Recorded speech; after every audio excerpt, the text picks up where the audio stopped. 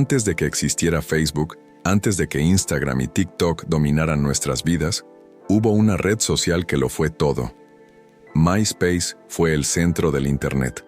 Ahí conocías amigos, compartías tu música favorita y mostrabas al mundo quién eras. Con más de 100 millones de usuarios era tan grande que incluso llegó a superar el tráfico de Google en Estados Unidos. MySpace no solo era una página web, era una cultura global. Pero en menos de una década pasó de valer $12,000 millones a venderse por apenas 35 millones. ¿Cómo es posible que el rey absoluto de las redes sociales cayera tan rápido? Hoy te contaremos la historia completa de MySpace, la red social que parecía invencible, hasta que Facebook la destruyó. ¿Cómo nació MySpace en Los Ángeles en 2003 y se convirtió en la primera red social global? ¿Qué lo hacía tan atractivo para los jóvenes de esa época y por qué se volvió un fenómeno cultural? ¿Cómo Rupert Murdoch compró la red social y con su ambición la condenó al fracaso? El choque brutal contra Facebook, el rival que parecía pequeño, pero terminó aplastándola. El declive, la venta humillante y lo que nos enseña hoy sobre la fragilidad de la fama digital. Al final, la gran lección. En Internet no gana el primero, gana el que sabe adaptarse. A inicios de los años 2000, Internet ya no era un lujo exclusivo de universidades y empresas. Los cibercafés empezaban a florecer en ciudades grandes y pequeñas. El acceso a Internet en los hogares se expandía gracias a las conexiones de banda ancha. Los jóvenes buscaban espacios virtuales para expresarse más allá del correo electrónico o los chats básicos como MSN Messenger o ICQ. Hasta ese momento, los usuarios podían comunicarse, pero no tenían un lugar donde construir una identidad digital propia. No existía todavía el concepto de red social como lo entendemos hoy. En ese vacío cultural nació MySpace. Tom Anderson, conocido mundialmente como Tom de MySpace, fue la cara visible del proyecto. Apasionado por la tecnología, había trabajado como hacker adolescente antes de estudiar cine y programación. Chris DeWolf, con perfil más empresarial, había trabajado en marketing y entendía cómo construir un producto que resultara atractivo para el público masivo. Ambos trabajaban en Universe, una compañía de marketing digital con múltiples proyectos online. Allí vieron una oportunidad clara: crear una plataforma que combinara el poder de los perfiles personales con el potencial de la música y la cultura pop. Su idea no era simplemente conectar personas, sino darles un espacio para que mostraran su personalidad online. El concepto era radical para la época: un perfil totalmente personalizable con fondos, colores y GIFs animados. La posibilidad de agregar música que sonaba automáticamente al entrar a tu página. Espacios para blogs, fotos y comentarios de amigos. El famoso Top 8, donde cada usuario podía elegir a sus 8 amigos más cercanos, lo que generaba orgullo, competencia y hasta peleas. En un mundo donde los sitios web eran rígidos y aburridos, MySpace ofreció algo fresco, juvenil y caótico: tu espacio, a tu manera. Lo que comenzó como un experimento interno en Universe se disparó rápidamente. MySpace se lanzó oficialmente en agosto de 2003. En pocas semanas ya tenía decenas de miles de usuarios. A finales de 2004, había alcanzado los 5 millones de registros. El truco fue que MySpace entendió algo que nadie más veía. Los jóvenes querían un escenario para mostrarse, no solo un canal para comunicarse. Mientras MSN y Yahoo Messenger se centraban en chats privados, MySpace ofrecía exposición pública. Era el lugar donde podías gritar tu identidad al mundo digital. Un detalle fundamental en el origen de MySpace fue su vínculo con la música. Desde el inicio, artistas locales y bandas emergentes empezaron a usarlo como escaparate. MySpace ofrecía a los músicos una página gratuita donde podían subir canciones, listas de reproducción y conectar con fans. Fue la primera red social donde los artistas podían viralizarse antes de que existiera YouTube o Spotify. Este enfoque convirtió a MySpace en el epicentro de la cultura juvenil. Muchos adolescentes entraban más para escuchar música que para socializar. Un detalle entrañable y muy recordado de MySpace fue que todos los usuarios al registrarse, automáticamente tenían un amigo, Tom Anderson. La foto de Tom sonriendo con su camiseta blanca frente a un pizarrón se convirtió en un ícono de la cultura de Internet. Para algunos Tom era un amigo virtual real, para otros era simplemente un detalle simpático que humanizaba la plataforma. Lo importante es que desde el principio, MySpace transmitía algo que las demás plataformas no tenían: cercanía y autenticidad. Cuando MySpace nació, ya existían intentos de redes sociales como Friendster y Orkut, pero Friendster se volvió lento e inestable, perdiendo usuarios rápidamente. Orkut, lanzado por Google en 2004, tuvo gran éxito en Brasil e India, pero nunca logró una adopción global. MySpace, en cambio, supo capturar al público estadounidense y europeo joven. Se convirtió en el lugar donde había que estar. Su fórmula: irreverencia, música y comunidad. Los orígenes de MySpace son la historia de un proyecto que entendió antes que nadie lo que buscaban los jóvenes. Un escenario digital para mostrar quiénes eran. En un Internet gris y corporativo, MySpace trajo color, música y personalidad.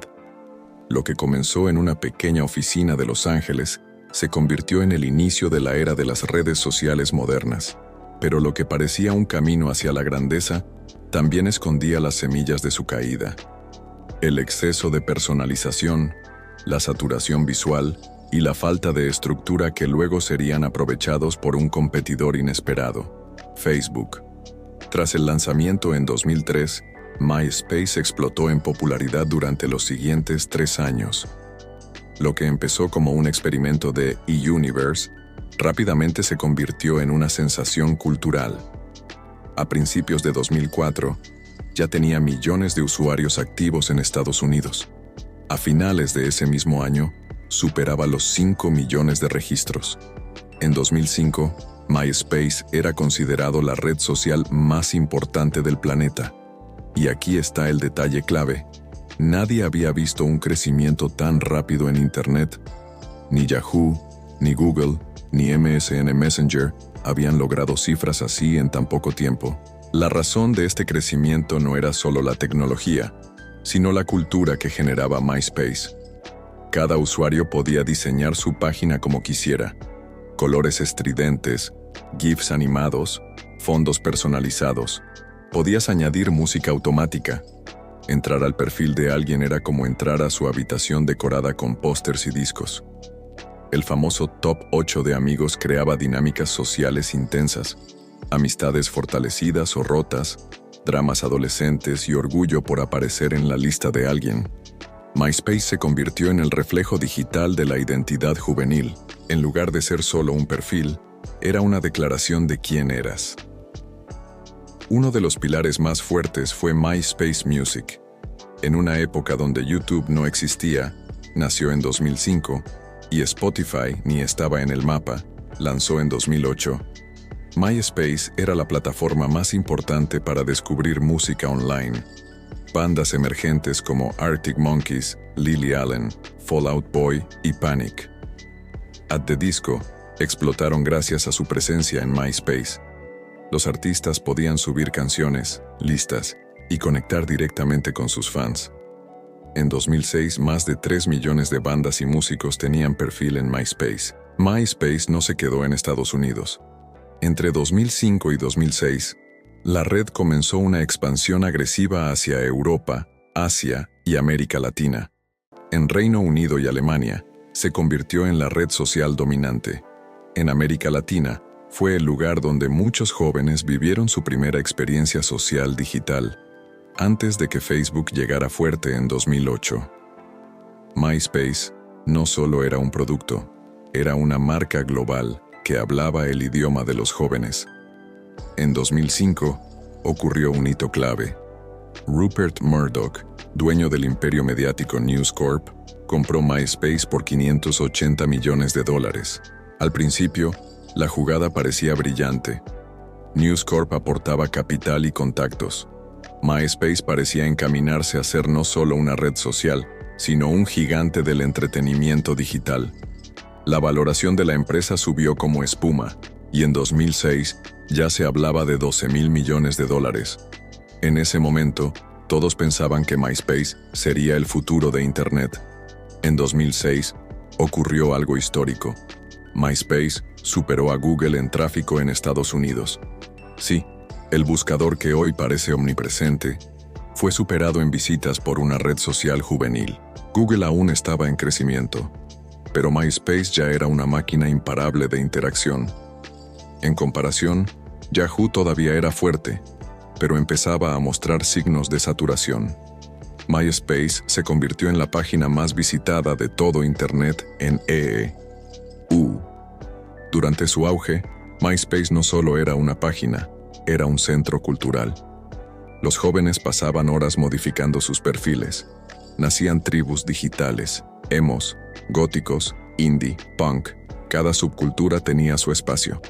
Los blogs dentro de MySpace funcionaban como diarios públicos. Fue el primer lugar donde la vida social offline se trasladó online. MySpace no era una herramienta, era un refugio generacional.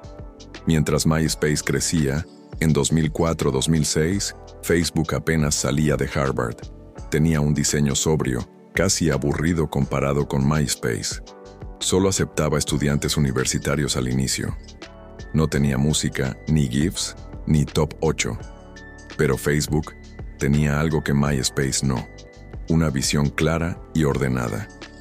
Mientras Zuckerberg planeaba un producto para escalar globalmente, MySpace estaba dejando que el caos juvenil definiera su futuro. El ascenso meteórico de MySpace entre 2004 y 2006 fue uno de los fenómenos más impresionantes en la historia de Internet. Pasó de ser un experimento en Los Ángeles a convertirse en la página más visitada de Estados Unidos, más incluso que Google. Se convirtió en el corazón de la música digital, en el lugar donde los jóvenes construyeron su primera identidad online y en un símbolo de la cultura pop de los 2000. Pero lo que parecía una historia de éxito imparable escondía los problemas que pronto se harían evidentes: el exceso de publicidad, la falta de innovación y un enemigo inesperado que estaba a punto de dar el golpe final: Facebook. En julio de 2005, el mundo de la tecnología y los medios quedó sorprendido. Rupert Murdoch, el magnate australiano dueño de News Corporation, compraba MySpace por $580 millones. Para muchos, fue un movimiento visionario. Murdoch era dueño de Fox News, The Times, 20th Century Fox, HarperCollins y muchos otros medios. Tenía poder, influencia y dinero. Conectar ese imperio mediático con la red social más popular del momento parecía una jugada perfecta. La prensa lo aclamó como el futuro de los medios digitales. MySpace, que había nacido apenas 2 años antes en una oficina de Los Ángeles, ahora pertenecía a un conglomerado global. Murdoch prometió que la compra de MySpace sería el comienzo de una nueva era. MySpace se transformaría en una plataforma de entretenimiento digital. Integrarían música, películas y noticias en la red social. Ofrecerían oportunidades únicas para artistas y marcas. Para los usuarios parecía una buena noticia. Para los inversionistas era oro puro. En 2006, la valoración de MySpace se disparó a más de $12,000 millones. Era el primer gran acuerdo multimillonario en la historia de las redes sociales. Pero detrás del entusiasmo había un choque de visiones. Los fundadores de MySpace, Tom Anderson y Chris DeWolf, querían una red enfocada en la comunidad y la cultura juvenil. Murdoch y News Corp querían convertirla en una máquina de hacer dinero rápido. La consecuencia fue clara. La experiencia de usuario dejó de ser la prioridad. El nuevo objetivo era llenar MySpace de publicidad para monetizar la inversión. Aquí nació el principio del fin. Antes de la compra, MySpace ya tenía anuncios, pero eran discretos. Después de News Corp, la plataforma se llenó de banners, pop-ups y campañas invasivas. La página se volvió más lenta, tardando hasta 30-40 segundos en cargar en algunos casos. Los usuarios comenzaron a quejarse de que MySpace ya no era divertido, era un centro comercial digital. Mientras tanto, Facebook mantenía su interfaz limpia, sin anuncios visibles. Con el dinero de Murdoch, MySpace tenía los recursos para mejorar su tecnología, pero no lo hizo. La infraestructura técnica seguía siendo débil. Los perfiles eran lentos, caóticos y poco seguros. La compañía priorizó contratos publicitarios millonarios con empresas como Pepsi o Sony, en lugar de invertir en mejorar la experiencia.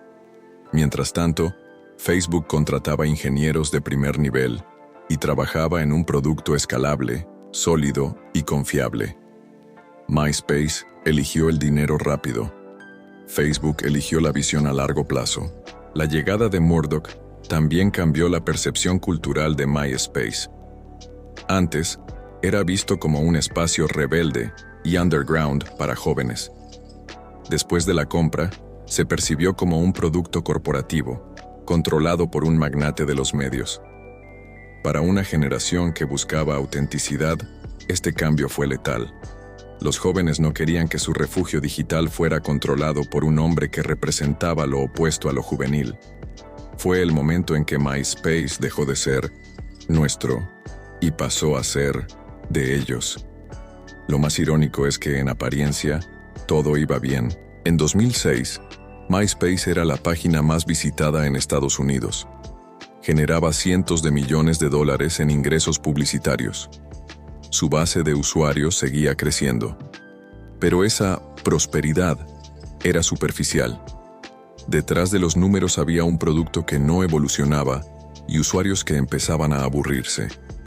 MySpace estaba construyendo un castillo de arena en la playa, grande, imponente, pero listo para desmoronarse con la primera ola.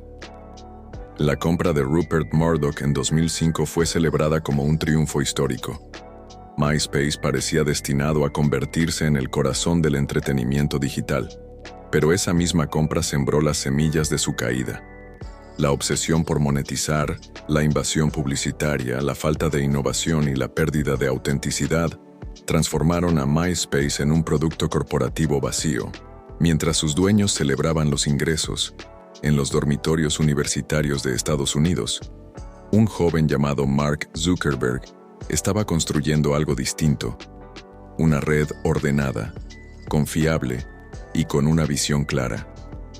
Lo que Murdoch pensó que sería el futuro de Internet se convirtió en un error de $580 millones. Y lo peor, abrió la puerta para que Facebook le arrebatara la corona. Mientras MySpace dominaba el mundo digital en 2004, en un dormitorio de Harvard un joven llamado Mark Zuckerberg escribía líneas de código que cambiarían la historia.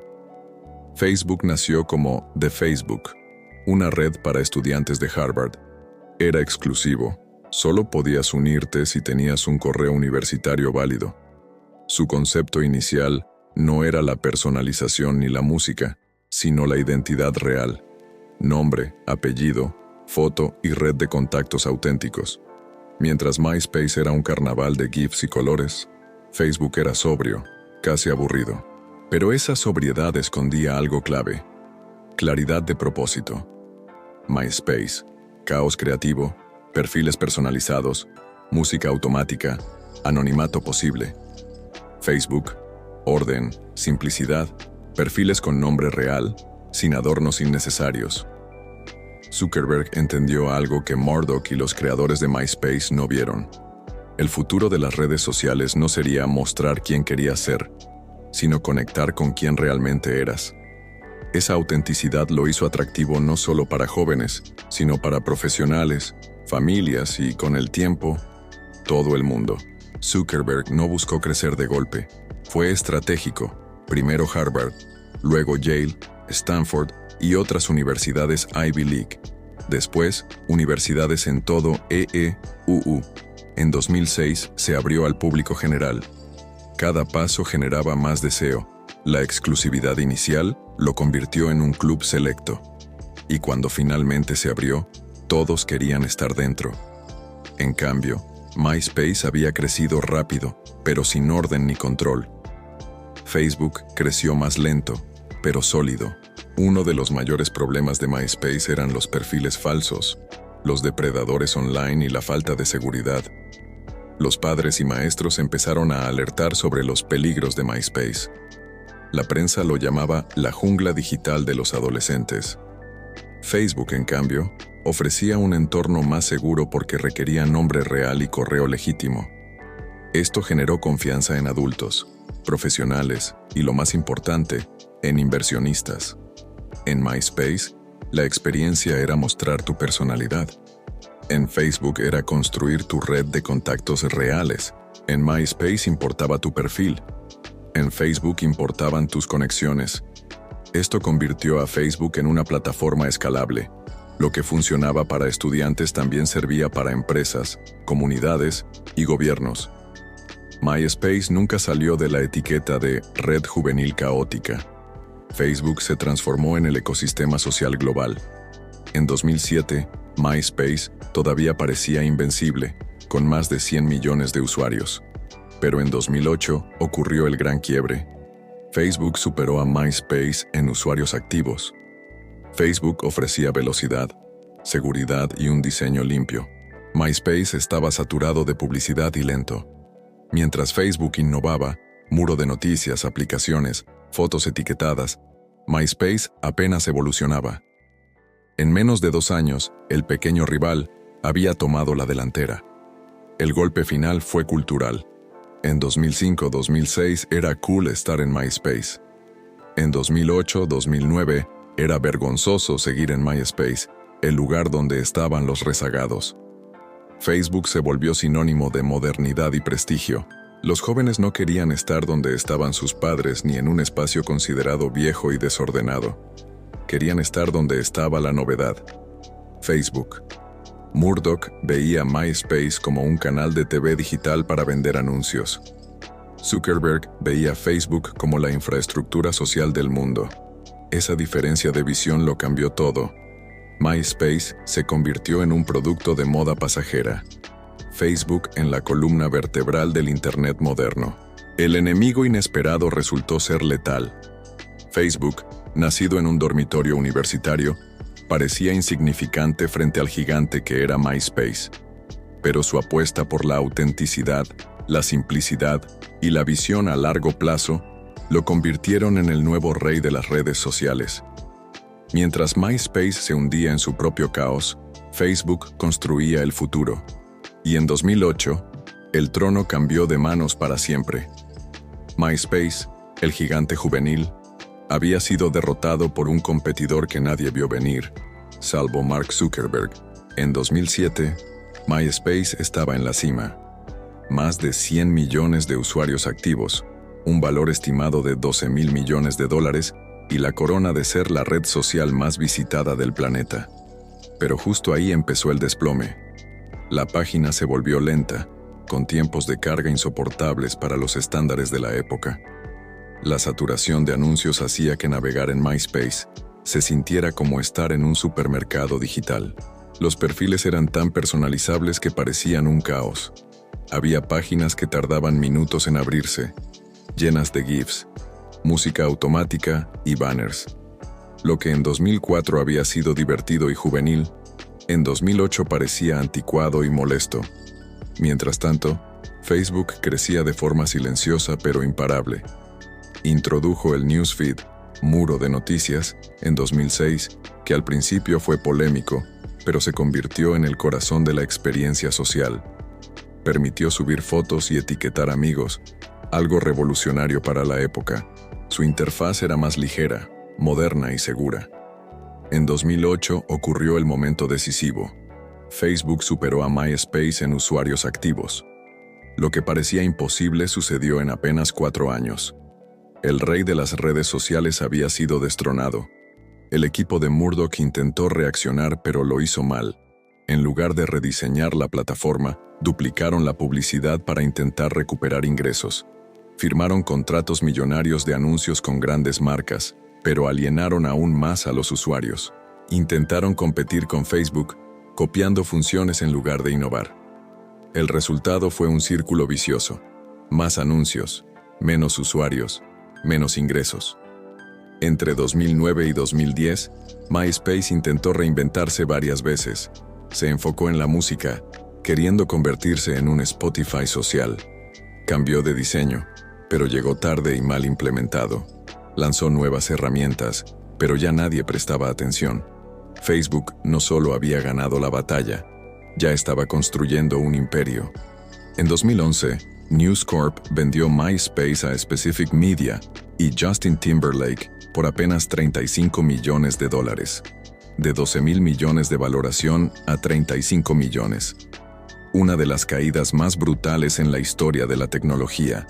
Aunque Timberlake intentó revivirlo como plataforma musical, el daño ya estaba hecho. MySpace pasó de ser la red social más grande del planeta a un fantasma digital. MySpace fue el primer gran imperio de las redes sociales.